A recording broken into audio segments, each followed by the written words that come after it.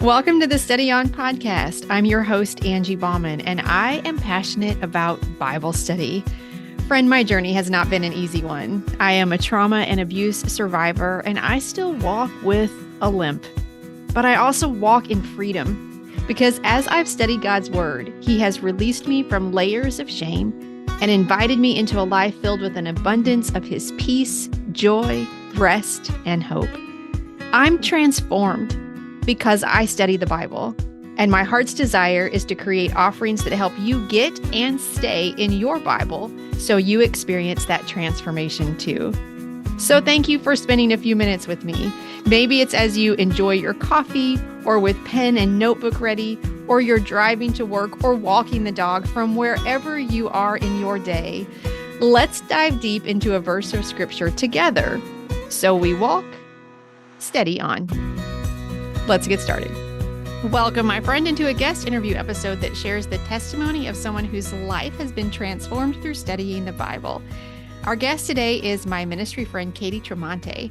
And some months back, Katie reached out to me to ask if I would be willing to lend my voice to a resource she was creating. The resource helps mom talk to their kids about sex by inviting them to look at their own story of sexual brokenness when applicable, and to love their children well by being able to have conversations about sex from a place of healing. Now, whether or not you're a parent and whether or not your story contains elements of sexual brokenness, I think you'll learn a lot by listening to Katie share how Bible study has helped her understand what it means to love the people in her life well, and how that understanding helps her have conversations about sex with her boys. Let's listen in. Katie, welcome to the Steady On community. I am so glad to reconnect with you today. Thank you. I'm so happy to be here. It's exciting. We're going to talk about sex, friends, but actually we're going to talk about the Bible. So, but I'll talk a little bit about sex. But start us off. This is the question that I always ask my guests right now at the beginning of the interview. How did your relationship with Bible study begin? How did God help you realize He really wanted to touch your heart and your life through His word? Talk to us about it. So my earliest memory of Bible study or a desire for Bible study was really probably when I was about 6 years old. I would get up in the early morning and my dad would have already left for work. He worked very early. And my mom would be sitting in the living room with a quilt over her. And she'd had a Bible open in her lap. And I knew she had read and she had been praying, and I would hear her whisper prayers or whisper read the Bible. And I remember even as young as 6 or 7, this sense of, I want to know Jesus like my mom knows Jesus. And I could see that there was a direct connection between reading the Bible and knowing Jesus. And I think it just started there. So even as a little girl, like 7, 8, I had a prayer journal that I would write out prayers. And by the time I was in high school, I was very passionate for the Bible, Jesus, prayer, ministry. But I wrote my first Bible study for a mission trip when I was in youth group on the book of James. And so it's always been an integral, from as early as 6, this passion for the Bible has been there as a way to know Jesus. I love that. And it's like affirming and challenging at the same time, because it reminds me that people are watching, even our habits that we don't know, and especially the people who live in our homes. I have this little devotion table. My kids laugh at me because I have this space in the living room that's your devotion table, whatever. And they kind of give me a hard time because I take up prime real estate with a little basket with devotionals and all this. And I just recently got an Alexa, and I wanted it there because I'm like, I want it to play like rain noises when I'm studying, but then I also want it to play, whatever. And they're like, oh my gosh, your devotion table, but they see it. That Yes. they see it. Yes. And so I'm grateful for that affirmation today, that you're like, hey, I saw my mom, I saw the relationship that she had, and I wanted it. Mm-hmm. Yeah. Yeah. Yeah. Is the book of James, you said you wrote your first Bible study on the book of James. Is the book of James something that furthered you in that desire, or why the book of James, you think, at that age? Right now, I can't remember why I picked it, but I do remember studying it. And I remember I must have been 16 or 17 and came to the conclusion that we have choices in life and where we're going to go is based on our choices, and we can choose toward God or away from God.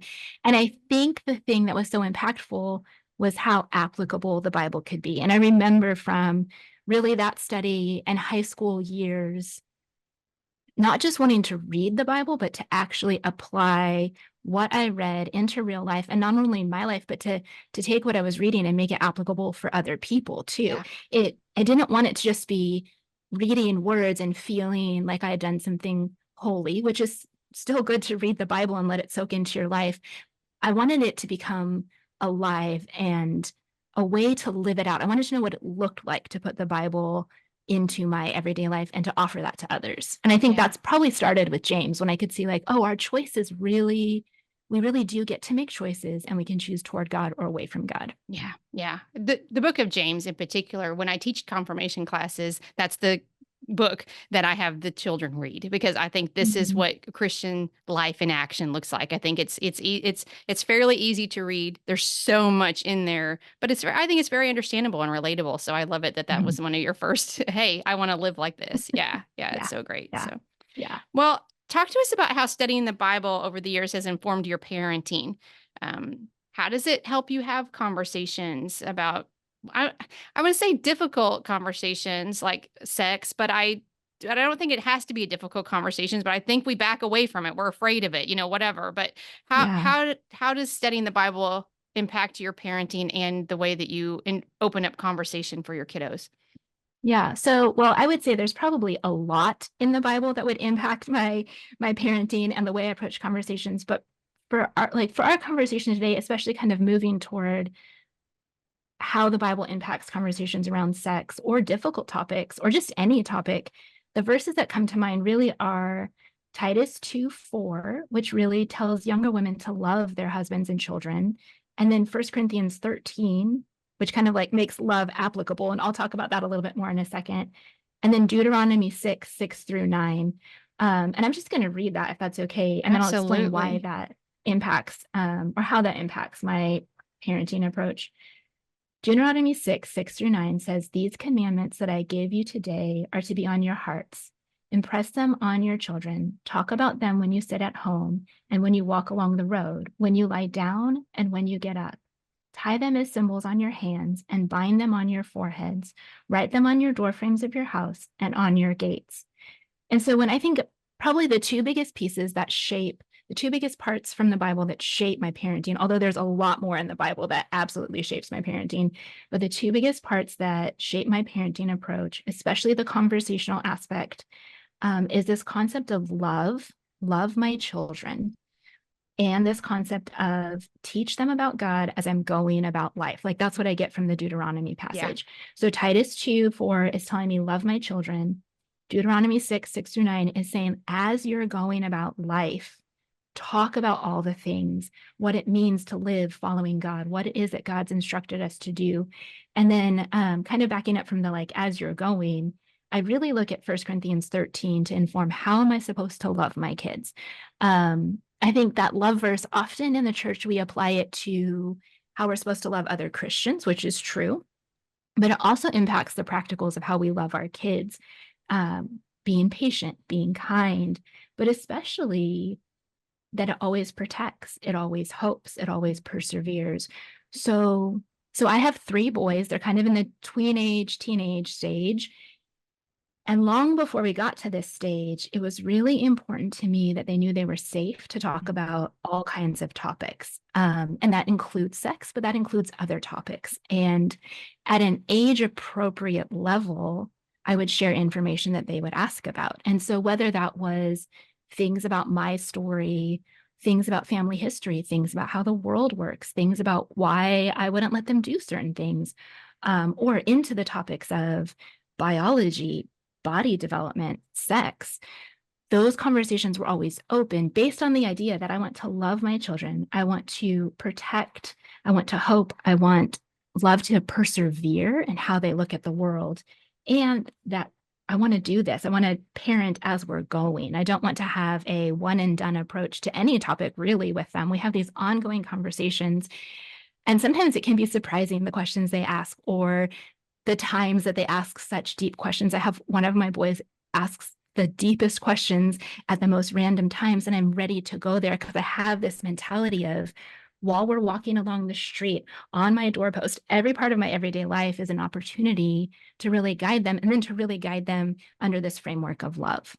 Oh, I just love that approach so much. And I do a lot of that too. I think when the kids are ready, can we be ready when the kids are ready for whatever that conversation might be, right? If they're ready and they're coming to us, I think one of the hardest or the most what am I, the thing that shuts it down the most is for us to just be like, I don't want to talk about that right now, or give that message I don't talk about, or it's wrong that you ask, right? Because that does Yeah. not invite further conversation. But can we, even if we're in the middle of our stuff, and especially for those of us with sexual brokenness in our background, if a topic of sex comes up and immediately we're kind of like triggered, we're a little bit like fight or flight or whatever, how do we talk to ourselves through that so that we love and take care of the child in front of us who didn't do that? He Mhm. didn't do that. He didn't do it on purpose. He doesn't know that's what's going on, but he can see on our faces like that was a stupid or wrong or terrible thing to ask, and she doesn't want to deal with it, right?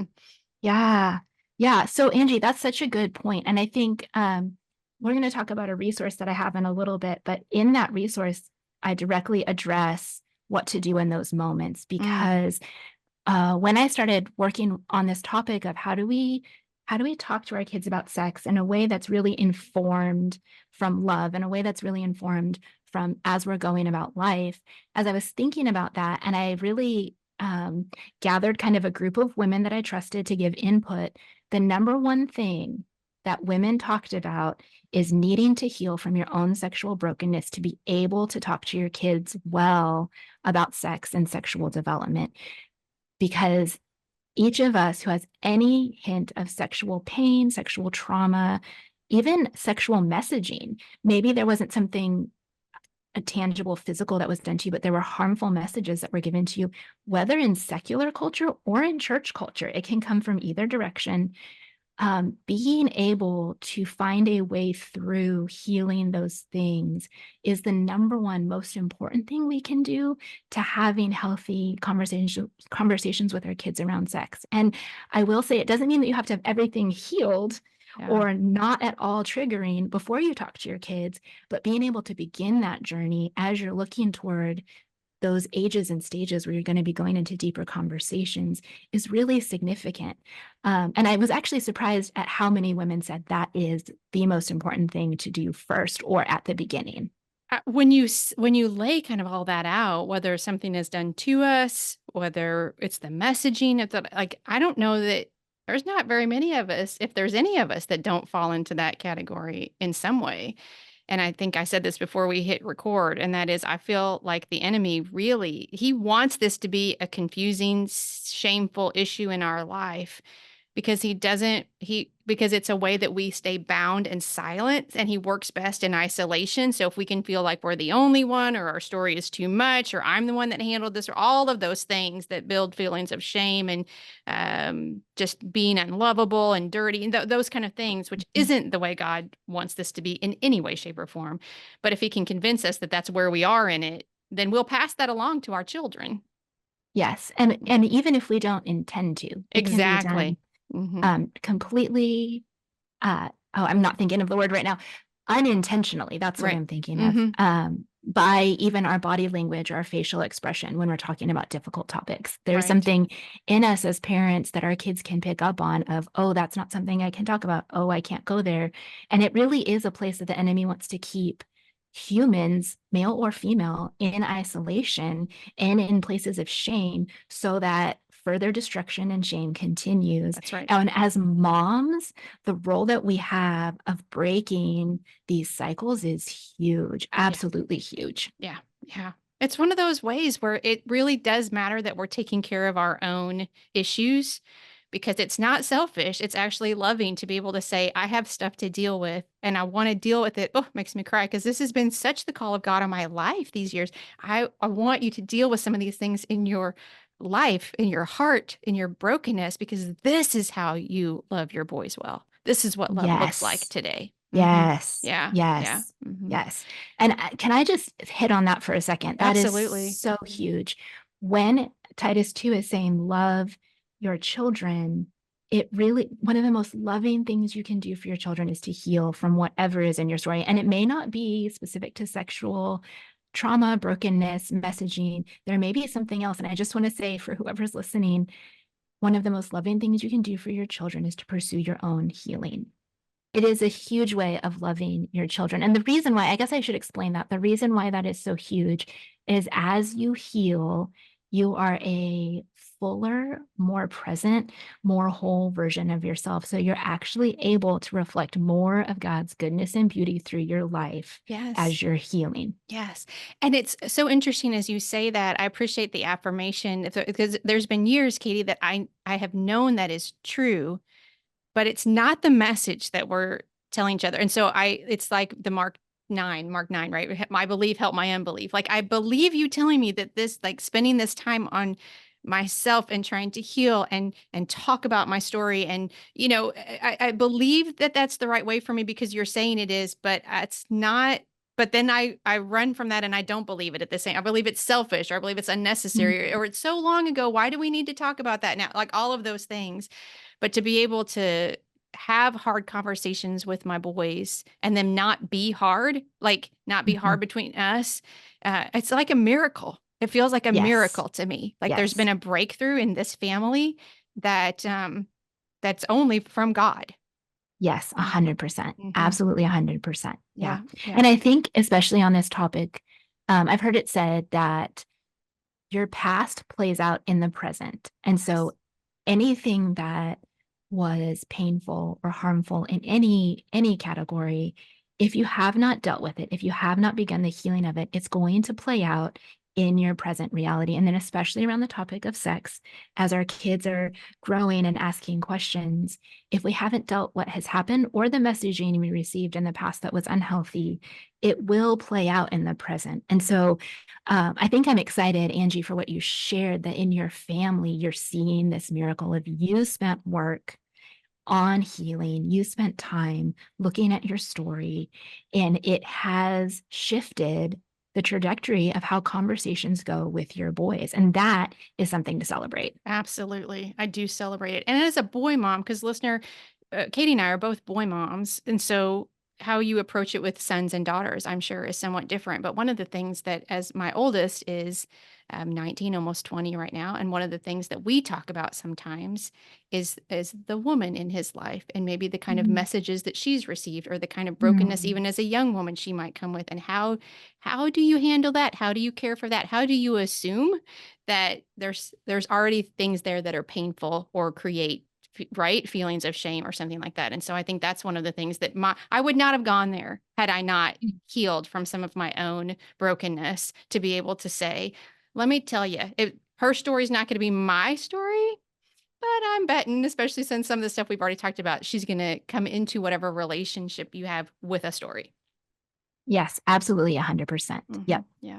Yep. So you mentioned First Corinthians earlier, and you said that you had more to talk about regarding First Corinthians. I'm going to bring that back up. I'm going to circle back to that now. How would you like to bring the instruction in First Corinthians? As I wrote a book last year on this First Corinthians 13, 4-8, for a Bible study on it, and I'm actually leading a group of ladies through it now. So I'm very excited to hear your take on these love verses. Yes. So tell us, how does this affect you, help you?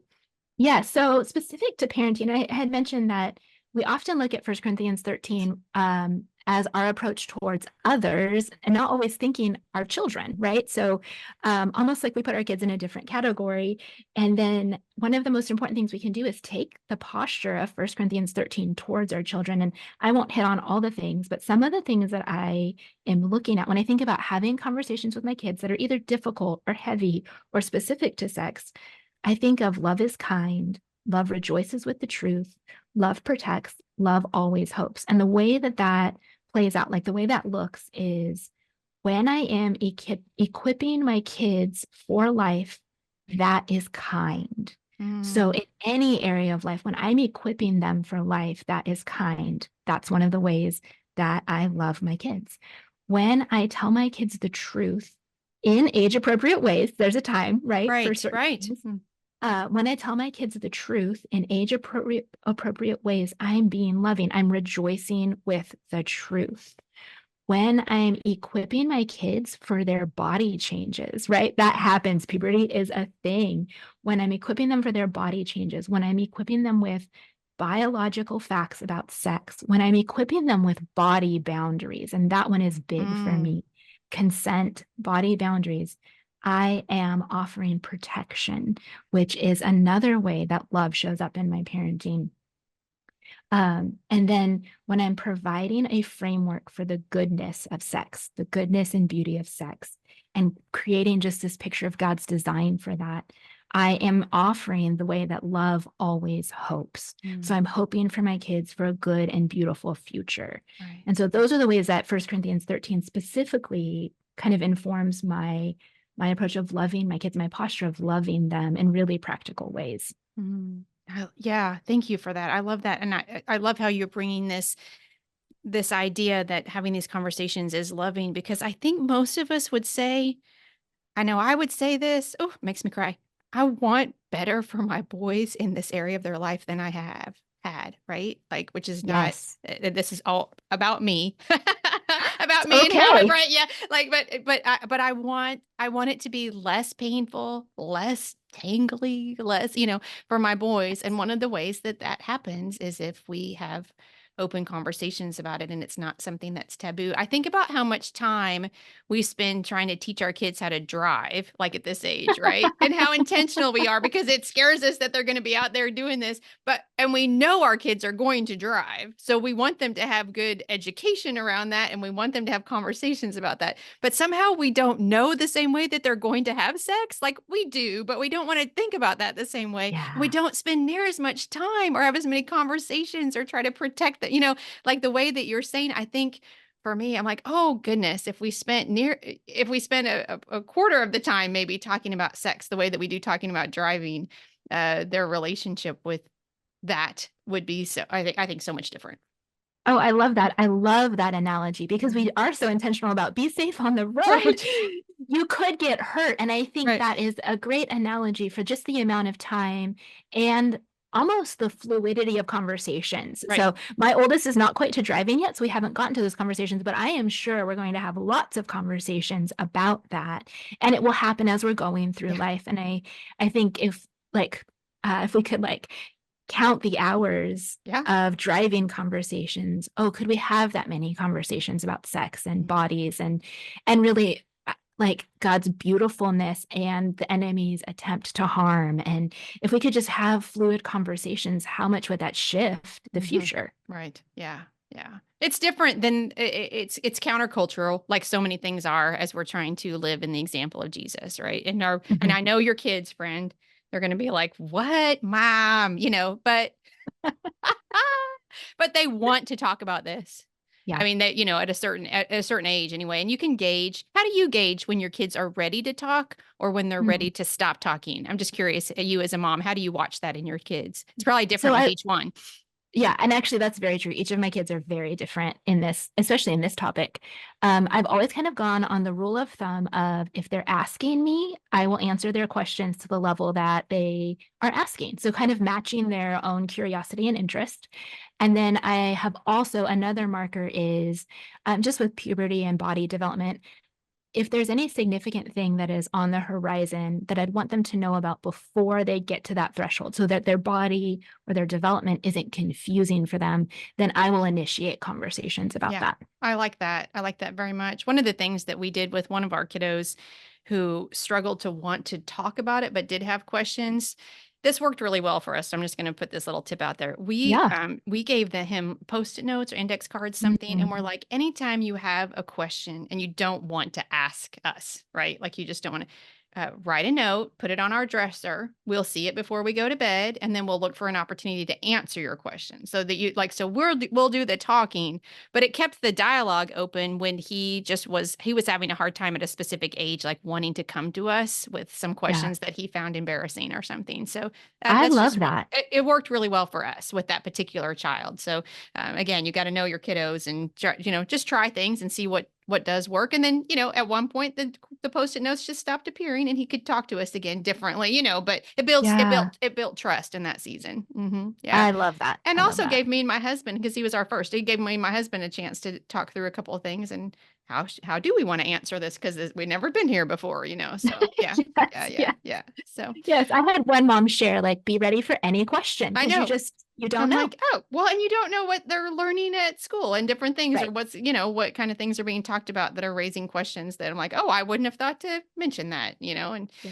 yeah. So, well, I had the immense honor of being able to just kind of weigh in on this resource, and I've looked through it and I think it's fantastic. And there are lots of, I don't know if there are lots of voices in there, but there's a variety of voices, of women, like you said, Yes. that you trusted and that you reached out to, and that you were. And so, thank you for reaching out to me and inviting me to contribute. But will you just talk to us a little bit about what the list? This is a free resource, friend, and so if this is Yes. something that you would like help having conversations with your kids, or if you are a grandparent and you want to have conversations, if you want to pass this along to another, I think it's a really great resource. And so talk to us just a little bit about what they'll find in there and kind of what your hope overall for it is. Yeah, so my hope is really for moms to feel equipped to talk about sex with their kids. Great. And so there are some definitely in this resource. So it is free. It's printable. You can print it off. You can print off a couple pages, all of it, whatever works for you. But the idea was for moms to feel empowered and equipped to talk with their kids about sex and to even educate their kids some. Um, and really, there are some touch points in the resource that give you some pillars of what you're hoping to include in your conversations about sex. But even before that, we really created space to process some of your sexual history and journaling space and prompts and some suggestions of where to go next, depending on what you are processing.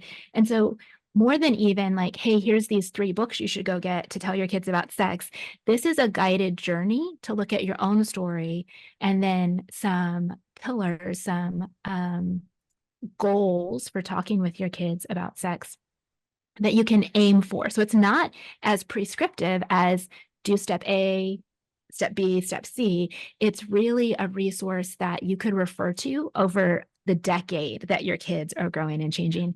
And then at the very back, we have resources for all different scenarios, faith-based, non-religious resources, resources for like picture books for kids and teenage, and even a resource for engaged couples. So wherever you fall in your parenting journey, I do believe this would be a helpful resource for you to feel empowered to talk with your kids about sex. Yeah.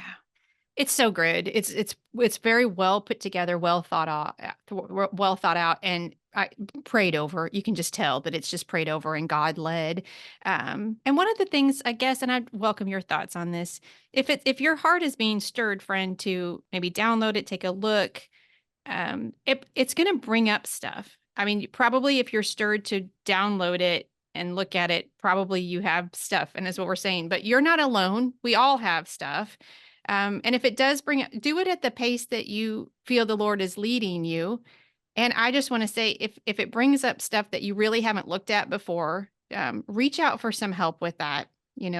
Talk to a Christian counselor. Reach out. It might be that this is the resource that is inviting you to deal with your brokenness, and fight the lie that you're not worth it, or it was too long ago, or it doesn't matter anyway. Because look at those faces of those kids that you love so much and know this is why I'm doing it, right? Yes.